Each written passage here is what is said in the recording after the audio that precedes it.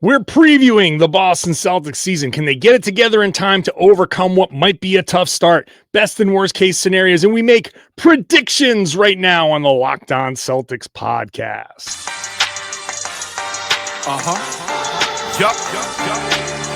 B-Town, be ever ready. It's the C's. Who else could it be? What they gon' say now? Screaming like JT. Karalis, recap the madness every game, every practice. Primetime Depp and D White on the sideline. Raining Jays, how it started, raising banners, how we finished. Locked On Celtics pod, home of the winners. Hey there, welcome back to the Locked On Celtics podcast, right here in the Locked On Podcast Network, where it is your team every day. Your team is the Boston Celtics, and I talk about them Monday through Friday right here for free. So you can listen, you can watch on YouTube, you can subscribe either place, both places, and get some high quality, I hope, Celtics content. So check it out. I'm John Karalis, beat writer for Boston Sports Journal. I've written a couple of books about the team. I've been covering the team for about 20 years, preparing for the 2025-26 season. This is our season preview, and I can't do this by myself. I can't preview this season by myself. I have to bring in Tom Westerholm, everybody. Oh, why? Why the booze? That's so inappropriate. Crowd that we have waiting for us. Hurtful. I mean, I did enjoy that, that kind of "I'm Ron Burgundy" introduction to the sport, though. That was good. Yeah. So that's why you get the booze. Okay. All right. Cool. So it's an interesting season, and we talk about like previewing this team and how do we even predict? I mean, we're going to try, but how do we even predict this team? And I think one of the things when we look at the overall, we're going to look at predictions. How many games can this team win? Right away, I just want to. We're doing this on Wednesday. Like, this is the Wednesday show. They're starting the season against the Sixers. It looks like Joel Embiid's going to play, and we got to get this start to the season kind of out of the way here. Philly at home. Day off, New York, day off, back-to-back Detroit, New Orleans. So already 3 games in 4 nights. Yeah. Come home for a road game at home against Cleveland, then back out to Philly after a day off. Then back home for Houston, a 7-game stretch where it's like, whoa, every one of these teams, New Orleans, we'll see. But every one of these other teams has the potential. At Philly, things have to go right. But every one of these teams has a potential, to make some real noise. So I don't know, Tom. 0-7, 1-6, 2-5. First of all, how do you see the first part of this season kind of going? Yeah, I think I fall more in like the 2-5, maybe even like 3-4 camp. I don't think this team goes 0-7 to start a season. I mean, I've been wrong before, right? Like it's not impossible, but I think that there's a little too much, like you look at the top of this team, and I think you see there's just a little too much professionalism at the top of this team to start 0-7. Your Jaylens, your Derrick Whites, your Joe Mazzulla's, right? Like these are guys who know how to win, know how to inspire, know how to they've been here before, and they've been in tough situations before. And I think that there's enough there to get a couple of wins out of this group. You have a good game, guys hit shots, like Payton Pritchard hits shots, Sam Hauser hits shots. If Pritchard and Hauser hit shots and Jaylen and Derrick White play like a normal game, the Celtics team is going to be really hard to beat. That's a ton of threes, a ton of offense. Like that's a pretty good formula right there. If that happens 1 or 2 times in 7 games, I think that you get a couple of wins right there. And then if you beat New Orleans, you have a chance to get 3. So, I mean, I think an optimistic, super optimistic, I think is like 3-4, 4-3, that range. Like, that's like, if you start off there, I think you're in amazing shape for like going forward. But I think that squeezing out a couple of wins in this is reasonable to the point of that's what I expect. Yeah, and look, it's fair. I don't know what the season's going to be. The beginning of the season is going to be. I say 0-7 because it's certainly the potential is there. The potential for losing to Joel Embiid. Like Joel Embiid comes out, and I can see 3 early fouls into Miyashita right away. And then it becomes like, whoa, how do you deal with this now? So I want to get in on the weeds on that though. It's like, does Joel Embiid have the stamina to beat you for 48 straight minutes? It's like, I don't. Right. No, and that also fair. Like I'm not saying it's going to go one way or the other. I can see that. I can see Embiid, kind of like playing like I did in, these like the long outlet kind of stand in the backcourt, like all that kind of stuff, like he did in his one preseason game. Yeah. Sure. And like that now puts a lot of pressure on Tyrese Maxey and DJ Edgecombe and a lot of these guys to kind of perform. And sure, can the Celtics win that game? Absolutely, they can win that game. I don't know if they're going to be favored. I don't know where they'll be favored in this outside of maybe New Orleans. But even New Orleans, you're like, hey, Zion looks okay. And yeah, you just don't know. So when we're looking ahead to, people want to come in here and say, hey, man, where's your faith? This can be a 50-win team. Okay, sure. If you believe that, that's fine. And I can't say that they're not going to be. I think that's going to be a little bit of a reach, but okay, fine. Yeah, I think a 50-win season is that's unbelievable success. If they, it would be like throw a parade for that. Yeah. This team winning 50 wins might be a more impressive feat than the roster that won the championship winning the championship, because that was right? That was an incredible basketball team. So 7 games out of 82, so that brings you to 75. If there's a worst case scenario here and the Celtics play and they just had struggled out of the start, and it's not impossible to say they're going to struggle out of the start because we haven't seen anything in the preseason, man. Like they could be by March and April, like, wow, what a great kind of like finish to the season. And they could be on a however you want to characterize that's fine. But this is still in a way kind of glorified preseason for them. Yeah. But Philly, New York, Detroit, Cleveland, Philly again, Houston, those are hard. Those are tough teams. If the Celtics go, let's just say worst case scenario, 0-7, to get to 50 wins, they have to win 50. They have to go 50-25 the rest of the way. Yeah. And that is not happening. Yeah. Right? You get to 45 wins. Now you're 45-30, but even that's like 60% of the game. That's like really, So what I'm saying is, whatever you think the season's going to be, if they have a tough start to the season, there's no 7-game winning streak somewhere along the way. I don't think, where you can point to this and be like, oh, the Celtics can absolutely rip through this. So the 45-50 wins, if they're going to get there, they have to figure out a way to, you can't split 7 games, but at the worst 3-4. Yeah. Because at least, 50.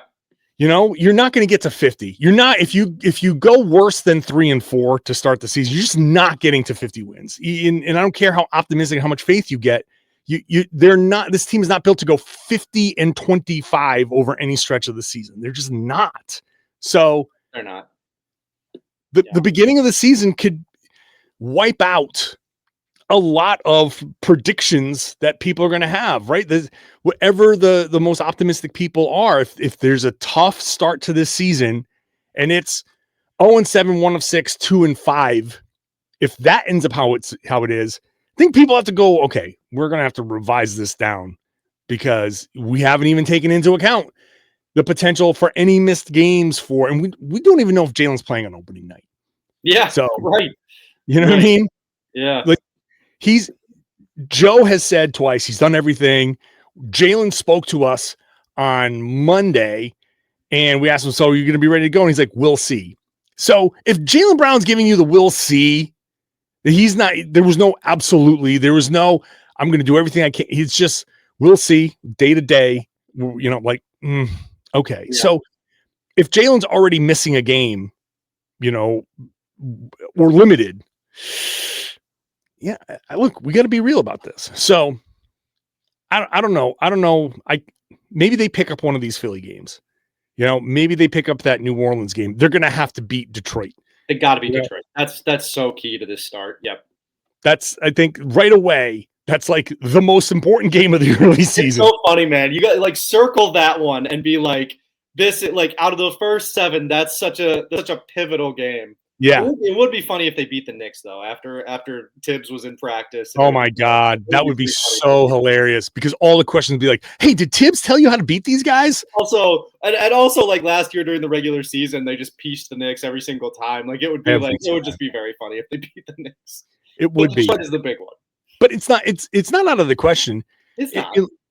There's going to be an optimist out there that says you split the 2 Philly games, you find a way to beat New York, Detroit's not ready, and New Orleans isn't good enough, and all of a sudden it's 4-3. And John, shut that. We're 5-2 now. What are you guys talking about? Like, okay. Which again, not out of the question. I'm not saying they won't do it. I don't think they will, but I don't say it's not very likely. I think 0-7 is probably more likely than 5-2, right? Like that's probably. Yeah.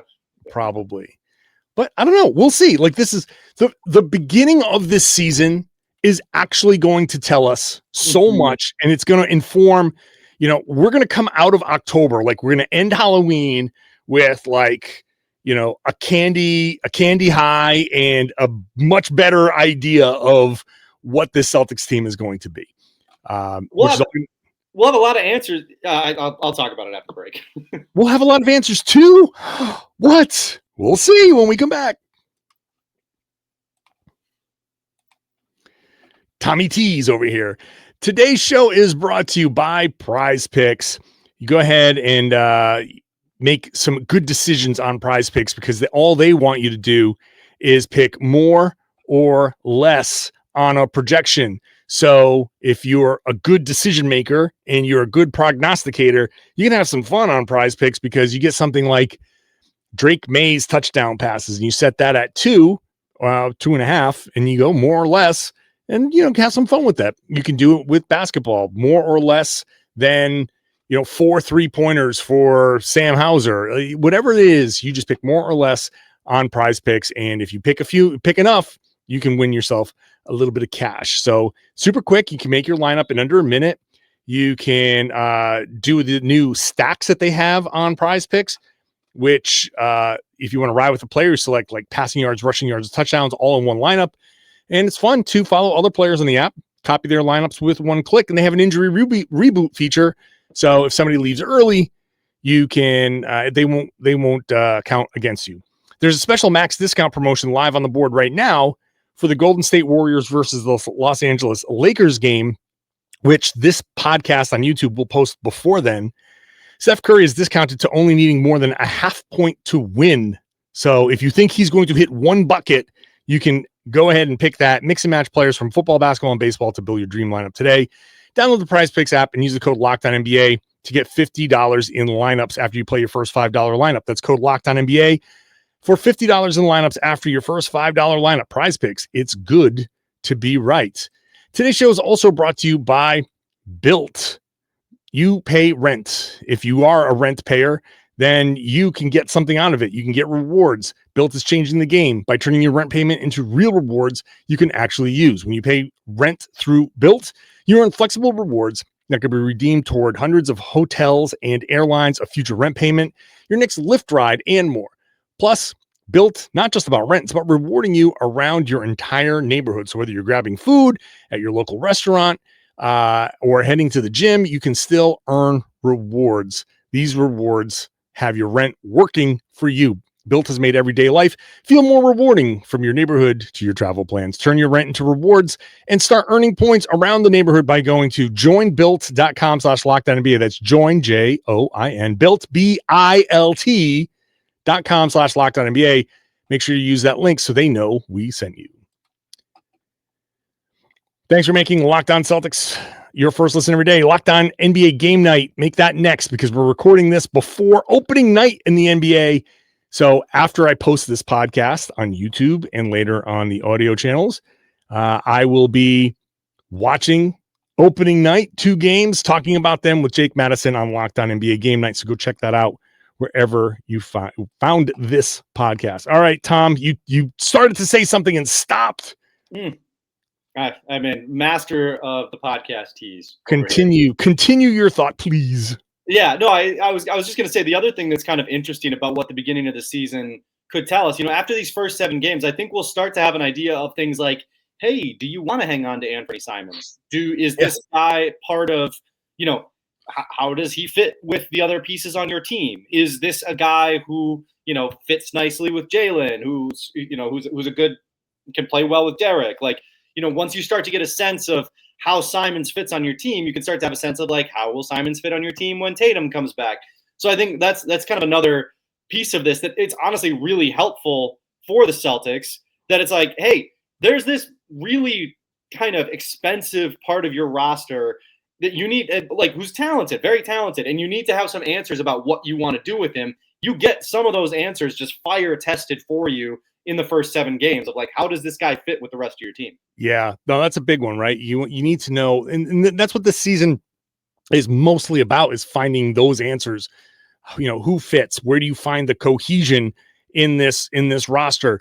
Because some guys could be good and not quite fit. Some guys could be not as good but fit better and therefore are more valuable. And that's what Josh Minot. That's right. That's right. My guy, Josh Minot. Yep. And like, that's the thing. Like, I want to see what was real from this preseason. And we didn't see a whole lot. We didn't learn a ton in 4 games. I want to see it in action. Let's see the quick inbounds off of a make and running and pushing the tempo. And let's see Minot come in and guard, like when you're coming off the bench and when you're facing a team that's already starting their bench players, you're facing third stringers, guys who might not play, might not even make the team. When you're coming off the bench on opening night, you're facing a second unit. And so, and a lot of first unit guys. Yep. So that's going to change some of that dynamic. Is like, Josh Minot has actually had good preseasons before. We're not the first people to say, hey, wow, this Josh Minot, he could really be something for us. That's been said in Minnesota for a couple of years now.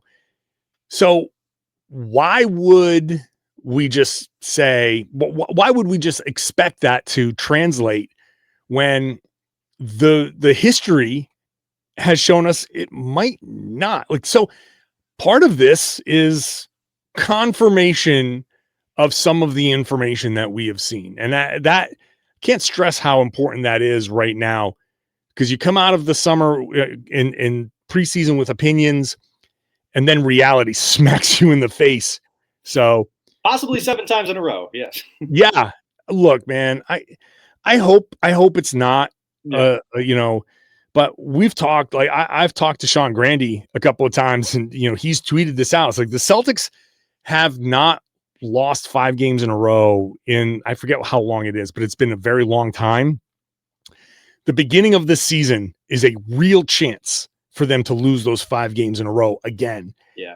And so what would it take for that to not happen? Obviously Jaylen playing, obviously guys like Minot showing that the stuff was real. Luka Garza showing that the picks and stuff were, like, his pick setting and all of that was real. That Neemias Queta can be the guy that looks more like the Euro League, the Euro basket guy. And, when we say cohesion, that all of that stuff, it's so hard to be like, okay, we're starting Queta, and when Joel sits down, we're bringing in, I don't know, let's just say Garza. And then we're going to play Garza with Boucher, and like, you're Derrick White. And it's okay, I've got this guy who is my pick and roll partner here and does this. I got this guy who does a completely different thing. And then this guy who does a completely different thing. At least when you had Porzingis and Horford, you did some similar things. And then you mixed in Luke Cornett, and Luke was just so good at kind of fitting into, I'm not going to pop, but you can give me the ball here and I'll just do the right thing with it. Yeah. You just don't know yet how these guys are going to handle this type of situation, this speed, all of that stuff. So yeah, that when we talk about best and worst case scenario, The best case scenario is this stuff coming together quickly. Worst case scenario is it's going to take time. And that's why 0-7 is on the table, because we just haven't seen these guys against the live defense enough to know if they can do it for enough of 48 minutes to give their offense a chance to shoot their way to a win. Yeah, I think when you like the best case scenarios, when you talk about those, you bring up Cornette, right? And I think it's interesting because I think that what we're looking for from this team, in a lot of ways, it's cohesion, but it's also just like attention to detail. Like, because that I think is what so much of this is going to come down to is like, there's so many things that this roster is so imperfect, right? So there are going to be massive disadvantages at times, especially, turnovers, but mostly, right, the defensive glass. That's the number one thing here, right? At least I think that's the number one thing, because I think if you get a stop, you got to end it, because like you don't have an amazing defense this year, so you've got to end it when you get one. So it's like the attention to detail to defend as well as you can, and when the shot goes up to box out, to do all these things that Joe's been preaching, and to just keep doing that over and over and over. That's almost more exhausting than getting up and down the floor fast. Mm-hmm. These guys are in great shape. They've got good cardio. They had a great, preseason, talked all about the training camp, how hard it was. These guys are in plenty great shape to run and run and run. I'm not worried about them from that perspective. Joe has shown that he's willing to throw new lineups in there and throw different looks in there and keep guys fresh. Like, admittedly, some of that was punishing guys for not rebounding, but it's a double thing here. You can keep cycling guys in. Sure. There's only a couple guys on this roster who are so good that they're kind of like irreplaceable. The rest of these guys, if they need a break, just keep the waves coming. It doesn't matter. The real issue and the real exhausting thing, I think, is going to be mentally. I think it is that absolute. You've got to be precise, and you've got to have that attention to detail to box out, to not lean too much when you set a screen so that you committed, an offensive foul and a turnover. All these little things. I think that's going to be so decisive for this team this year as to which end of the spectrum they end up on, in best case, worst case. Let's get into some predictions, because best case, worst case kind of folds into some of these predictions of players and the team. We'll do that when we come back. Today's show is brought to you by Rougier. Let's be real. Making excuses doesn't solve anything. We've all heard them before. It's just stress. I'm tired. It happens to everyone sometimes. But when it comes to performance, sometimes your body just needs a little extra support, and that's where Rougier comes in. Rougier.com offers fast-acting, doctor-prescribed treatments for ED designed to help you stop making excuses and start making moves. Rougier makes it easy to get started. You just connect with a board-certified doctor, 100% online, no awkward waiting rooms, no in-person appointments or anything like that. If you get the prescription, the treatment is shipped directly to your door. Super fast, simple, private, handled by real doctors. It's all about confidence, connection, and getting back to the moments that matter. Visit Rougier.com/LockedOnNBA. That's RUGIET.com/LockedOnNBA to get 15% off your first order. That's Rougier.com/LockedOnNBA. And don't forget to use the code LockedOnNBA so they know we sent you. Rougier, stop making excuses, start making moves. Thanks for making Locked On Celtics your first listen every day. Go check out Locked On Fantasy Basketball. Make that your second listen. You've already had your draft. The season starts, but you don't know who the surprise stars are going to be. Somebody's going to get hurt. Somebody's going to rise up. Josh Lloyd is going to get you all of the ads and drops that you need to help you win your league. So check out Locked On Fantasy Basketball wherever you get this podcast. All right, Tom.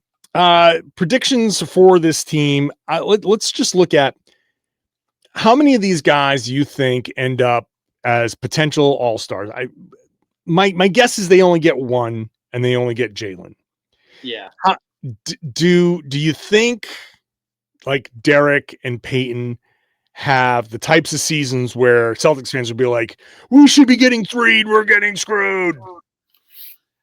I think it depends on a couple things. I think obviously it depends on results, right? Like if the Celtics are bad, it's honestly, if the Celtics are bad, Jaylen might have a hard time making it, just because like it's going to be crowded, right? And if it's crowded, if you can come up with an excuse why somebody shouldn't be on the roster, yeah, I mean, it's going to be tough, right? Like, so I think obviously a part of it is results. I think it also depends on Jaylen's health. You know, I think you look at Derrick, right?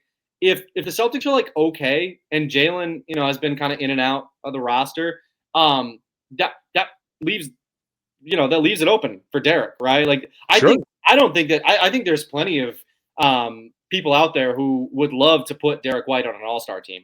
And if that's an excuse, but even like nationally, I think people who understand basketball love Derrick White.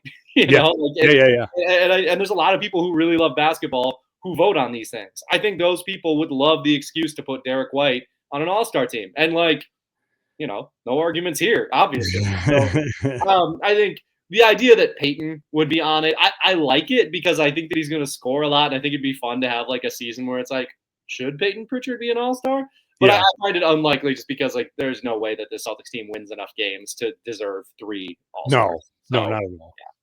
But so Payton is going to be an interesting case. To answer your question, I think 2. Yeah, I think okay, go ahead. I think you're about to make the case I'm about to make. Well, I'm just saying I think Payton's going to have an interesting case because, you know, there are going to be games where he has the 1 for 10 shooting night, 1 for 11, something like that, right? The added time against first units is going to be a little bit of a difference for Pritchard, and it's not going to come as easy. And he is going to have to, like, playing at a faster pace. Like, he might like that, but that means he can ISO less, and he has to be more mindful of Jaylen and Derrick and stuff like that. So there might not be as much opportunity for him to score as we might think, because if he's going crazy and trying to score, that might actually be a departure from what the Celtics are trying to do. And so I don't know. I go back and forth. Like, I think Pritchard's going to have a good season because he's a good player, but how much better is his season really, really going to be? I don't know that he rises. Could he average 20? Maybe. It's not that hard for him to score a couple more baskets, you know, an extra 3-pointer and a couple of frees like that. It's easy to get to that 20 points, but not as easy as you think. Yeah. You know, and so Derrick, I'll make the case for Derrick all day long because, you know, it's funny. I had another Locked On host who shall remain nameless text me, "Hey, what do you think of this trade for Derrick White?" And I was like, no, more picks, because you don't know how highly I value Derrick White and how highly the Celtics value Derrick White. Like, he's better. Like, people are gonna be like, "Oh, he never made an all-star team." Like, dude, he is better than you think. You're going to see him play on your team and be like, oh, okay, I get it. Quick digression on that. It's so fascinating how untradeable Derrick White is because, like, yeah, you're not like, because you're not gonna, if you're a team who's trading for Derrick White, you're not giving up an all-star, obviously, and it's like you're not getting him for picks, or like a huge pick package. Like, that's not happening because the Celtics want him to win. And that's what Derrick White is going to help you do. So there's no package that makes sense for him or that works for him. Like, you're not getting Derrick White. No, right. Exactly. Because the types of players that we would say you want for Derrick White are much more accomplished. Yeah, winning players. And right. Yeah. Derrick White is an absolute winning player. Yeah. I'm extraordinarily excited for the season he's going to have. Me too. The other case I would make for Pritchard is actually also if Jaylen got injured and the Celtics won a lot, I think that you would have an interesting case for the Derrick Pritchard. Yeah, like, if the Celtics were still on course for like 48 wins and Jaylen missed like a month of the season or whatever it might be, like, you know, or like a month would be split up. And the Celtics were still on pace for like a big season. At that point, the Pritchard White thing gets kind of interesting because then you also have the narrative thing, which people also really like. So, all right, you brought up 40. Well, what do you think? Well, let's put a number on it. Where do you think the Celtics end up? I think the Celtics are going to win 44 or 45 games. Yeah, I think that's where I've landed after watching them in the preseason. after seeing precisely one post from Ryan Bernardoni that said that preseason is more predictive than you think, and now I'm fully in. I think we saw bits and pieces of a team. We saw a team that I think is better, is certainly considerably better than the worst teams in the league, right? I think we're looking at a play-in to low playoff seed team here. And just from a talent perspective, I think that makes sense. I liked some of the pickups. I liked some of the cheap production that they brought in. All that stuff to me, plus Derrick White, plus Jaylen Brown, plus Payton Pritchard, that to me looks like a slightly above 500 team. Yeah, and I'm willing to give them the benefit of the doubt of 3 games above 500. It's funny because I think I'm at 44 wins. Yeah. I think 44. We did not talk about this before the pod. No, we didn't. And you know what? I started out the preseason. I started out this over the summer. I was like mediocre, 41 and 41. Maybe 42, maybe 43, but also maybe 40 or 39. And again, best worst case scenario. Best case scenario, things come together right away and you win like a little bit more than 45. Worst case scenario, things don't come together. Guys get hurt and you fall below 40. And then that will leave the Celtics, I think, in an interesting place when March comes around, mid-March. If they're fighting for that play-in, the last thing I want is the Celtics fighting to make the play-in. I do not want that. If they are somehow the 10th seed, I'd be like, look, shut it down, shut Jaylen down, shut Derrick down, just take the dive, get into the lottery. Maybe you get some Dallas Mavericks lottery luck and just go from there. But you don't do that until it's the very end of the season, right? And so some people will be like, just tank right away. But no. Let's see where the season goes because they are not. I agree. I think I'm willing to hear that out, to be honest with you, but I don't think that's happening. I don't think it's happening because I think they're too good to tank. Correct. I agree with that. Yeah. They're not good enough to be like, yes, this is a championship contender, but they're not bad enough where you like, hey, yeah, let's just, you know what? We're just gonna play a bunch of Hugo Gonzalez. We're gonna play a bunch of Josh Minot, and no, you still have all the guys you mentioned, all the guys that we've talked about. So. But look, injuries happen. Some things maybe we didn't see coming, maybe a couple of tougher stretches that we didn't see coming. And if that's how it goes, then that's how it goes. And then you adjust in March. I think the start of the season will be tough. I think it's gonna be like a 2-5 start to the season. And that puts you behind the 8 ball. So even though I think this team has a potential to overachieve, I think the start of the season is going to be tough to overcome because, like I said, I don't see a 5 or 6 game winning streak somewhere along the way where you can overcome this. And so it's going to have to be win 2, lose 1, win 2. You're going to have to gradually try to do, and that takes a long time. And you kind of run out of time to start overcoming some of this. And that doesn't even take into account other potential losing streaks. Against a bunch of good teams. Yep. And so that's West Coast road trip that doesn't go well. Yeah. The back-to-backs, the 3 and 4, like that, those stretches can just be more difficult for the Celtics. And it's not a knock on Jaylen or Derrick or those guys because those guys will probably be fine. It's just that Kata's going to have bad games. Garza's going to have bad games. Simons, I don't know what he's going to be. There's just too many variables that you can't expect it all to go right all the time. Right. And then you mix in some bad shooting nights, you're 28% from 3 and forget it, so 44 wins. If I say I'll settle at 44, which what's that 44 and 38. That's a good season.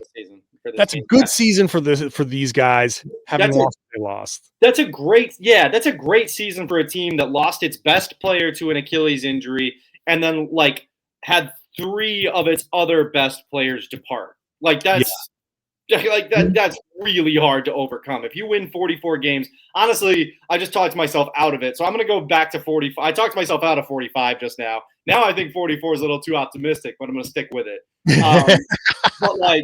But that's so hard to that's so hard to overcome for any team. And if they get to that point, it's such a it speaks very highly of Derrick and Jaylen and all those guys.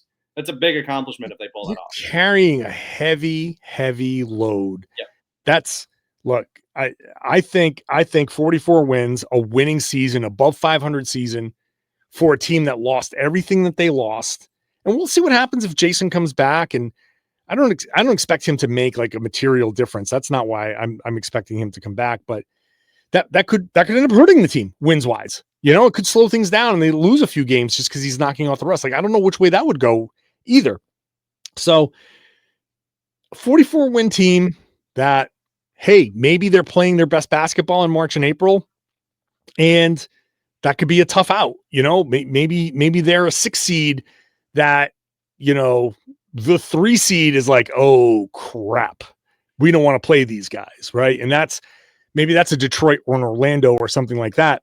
And, the Celtics can find a way. A first round win, and then you go from there and you kind of just see if you can piece it together.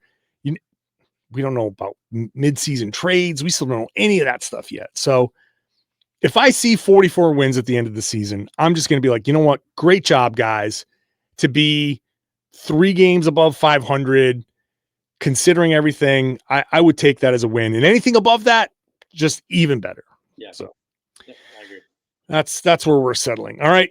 Tom Westerholm, everybody. Look, you won the crowd over. I won him over. It was that's 44 wins from me. I love that. That's big. That's big. Tom, I appreciate you. Appreciate you, man. That effort to win the crowd back over is just top notch. Oh, it wasn't that funny, guys, but thank you. All right, everybody. Thank you. I appreciate everybody who's tuning in, listening, who's an everydayer, who's with me every Monday through Friday. I will be here for you Monday through Friday. Bonus podcast when they play on the weekends. They are doing that this week, Friday night, Knicks game. So that's going to be a 6th podcast. They do it next week when they play the Sixers on the road. So that's going to be a 6th podcast. All of them are free. They're available everywhere. They're on YouTube. Get there, hop into the comments section, share your thoughts there, and then share the podcast. Tell everybody they should be listening to and watching the Locked On Celtics podcast here on the Locked On Podcast Network. It's your team every day.